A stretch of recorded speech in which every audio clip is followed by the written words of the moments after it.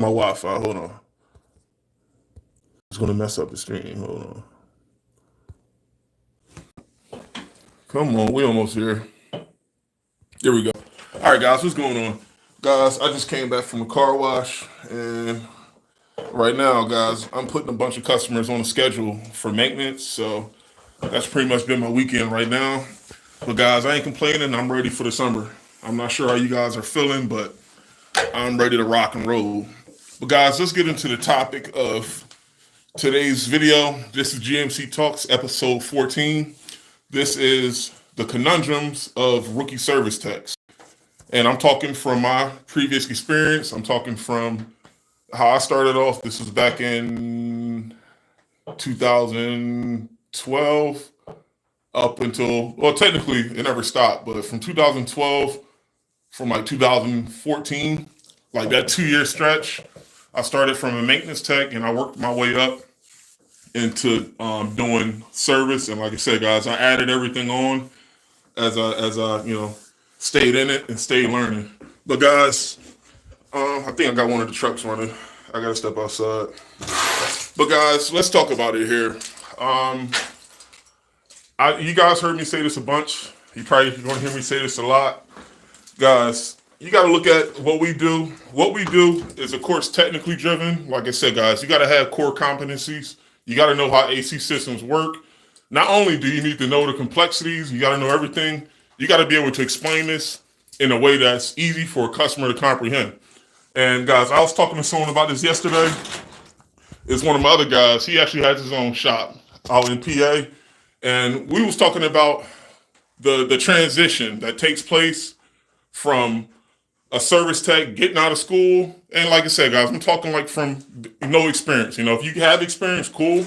But I'm talking like from someone that only knows HVAC from trade school, just books and labs and things like that. But guys, that transition from getting experience to actually, from not knowing anything to actually seeing this every day, guys, you got to understand, it's a hustle. You got to have some type of drive to you.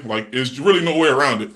The things I'm saying, and like I said, the things you guys will see working, you can't really read about this stuff in a book. You got to actually have that desire to want to learn. And like I said, guys, you got to have some space in your learning ability that you got to understand that it's not going to be on your time. You got to have some space to know that, even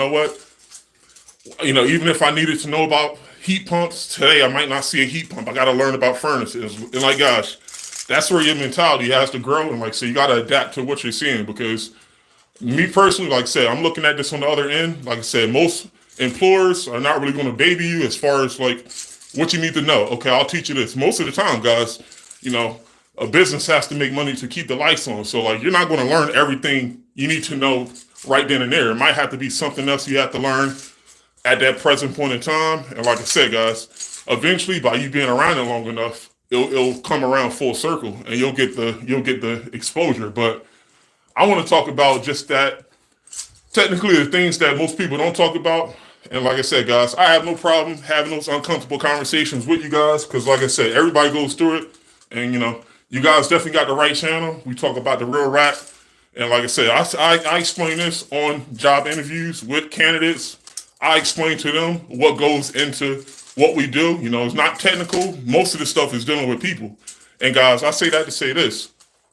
I'm talking guys out of school. Most guys, before they get into HVAC, they never really had a customer service job that demands that demands what our profession demands, guys. This isn't a counter job. You can't do what we do from a book. Eventually, you have to be able to explain this in a way that makes sense, guys. And I'm gonna go over that in a second. But guys, hold on. Let me make sure I got everything. I gotta lock up. Hold on. I got stickers. I got that yesterday. All right, I'm good. Guys, hold on.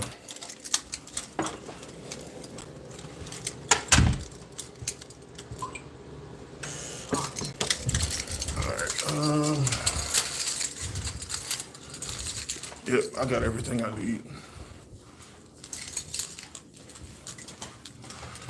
So yeah, like I was saying, guys, I use the analogy of, you can say 80-20. I want to say 20% of what we do is technical, meaning you got to know your black and white. You got to know how controls work and that and this. But guys, 80% of what you do, I'm talking in the HVAC industry, you got to know how to communicate and you got to know how to deal with people. So, guys, what that means is this. You have to understand, like I said, it's not what you say sometimes, it's how you say it. You got to know you're dealing with customers. And like I said, guys, this isn't something that was explained to me when I started off. I just had to adapt to what was going on. What was going on at that time was maintenances. And like I said, guys, I told you guys, I felt some type of way about that getting out of school. But like I said, I had to swallow my pride and I had to make sure that, I can at least offer some value to that company.